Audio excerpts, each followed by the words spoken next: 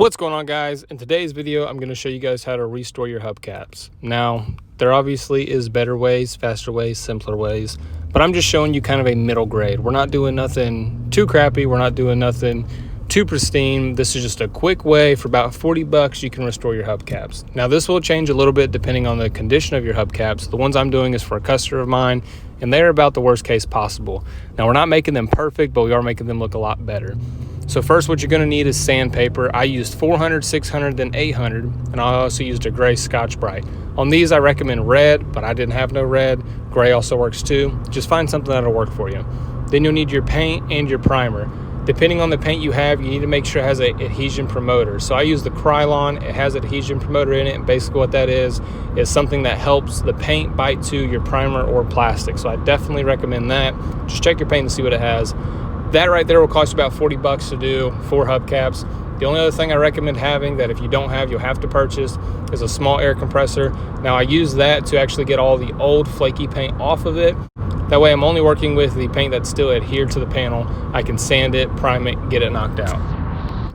So right here, I just have a cheap little 3-pound air compressor. Now a bigger one works a lot better because the air comes out a lot faster than it builds up. So this was the most time-consuming part of the process, but I promise you this will make a lot better finish. Like I said, you just take the air chuck on the air compressor, blow all the forced air under the paint, and try to get as much off as you can, because this will save you time in the long run when you are sanding, prepping, and priming the panel. The next step is to clean the wheels. You can use a degreaser, Purple Power, anything like that. I'm using Diablo's wheel cleaner. It works really good. What I'm going to do is wet the wheel, spray it on there, let it sit for about 30 seconds, and then scrub the wheels. The reason I'm doing this is I want any contamination off the wheels, and then I'm also going to spray the backside and clean them up. Now, you don't need these perfect, but what you want is no loose dirt actually blowing up, getting in the paint when you're painting, because if there's anything loose there, it's either going to transfer to your hand and then the top of the panel, or it's going to actually blow up on the panel when you're spraying it. So a good scrub on the front, a light scrub on the back will work perfect for this. So the next step is sanding the panel. Like I said, in my case, they're pretty bad, so I'm using 400, 600, and 800 grit sandpaper. I'm using the 400 to cut down the old paint where it's a nice feather edge, then the 600 on top of that to cut those scratches down, and then an 800 on top of that to cut those scratches down. Then your next step is to prime. So wipe the panel off, take your blowgun, spray any dust off, anything like that. Then we're going to take our primer, we're going to shoot a few light coats. You don't want this too thick, but you can use a good amount of it. And like I said, if you use the same primer I have, it is a primer filler. So I like to hit all the corners, edges, do that a few times. Then we'll hit all the flat surfaces. They say this takes 2 to 4 hours to completely cure. But like I said, if the temperature's right, in about an hour, you can go on, start scuffing these things, and you'll be all set. So use as much as you need, but this is kind of a rough idea of how I go about it. Do all your corners, edges first, let it flash, hit them a few times, then hit all your solid spaces. You should prime the whole wheel. I do recommend that. So the next step is to scuff the panel. Now, if you have any edges like I'm about to show you right here, that right there, you'll need to actually take your sandpaper, sand on it until it is feather edged out, and then reprime it. You will break through the primer in some spots, but that's just what you have to do if you want this completely slick. It's a back and forth process. If you don't have any or you're not worried about it, then just take your Scotch-Brite, go through, scratch the surface. I go through and just kind of lightly hit all the corners. Then I'll go around the edge. I'll get the inside, go back and forth. But basically, you want to make sure that your paint has something to bite to when you spray your actual paint on your primer. Now, personally, I would use a red Scotch-Brite on this, but I didn't have any. Gray also works, or green.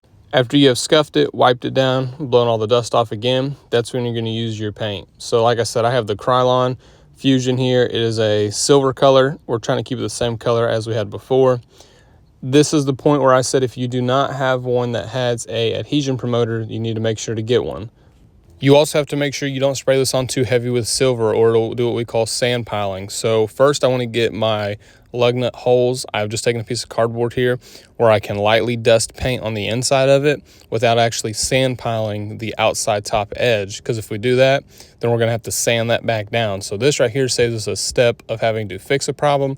Now the hole's not perfect, but it's enough to get a few coats of paint dusted in there where it at least covers the whole thing, and then from there we'll go back and hit the top.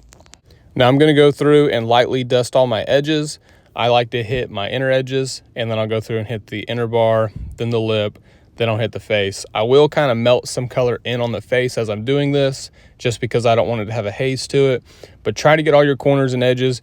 Make sure you let it flash where you're not getting it too thick, because like I said, any metallic like this, silvers, grays, anything with a metallic in it will sand pile on you, so you'll have a few dark spots and a few light spots.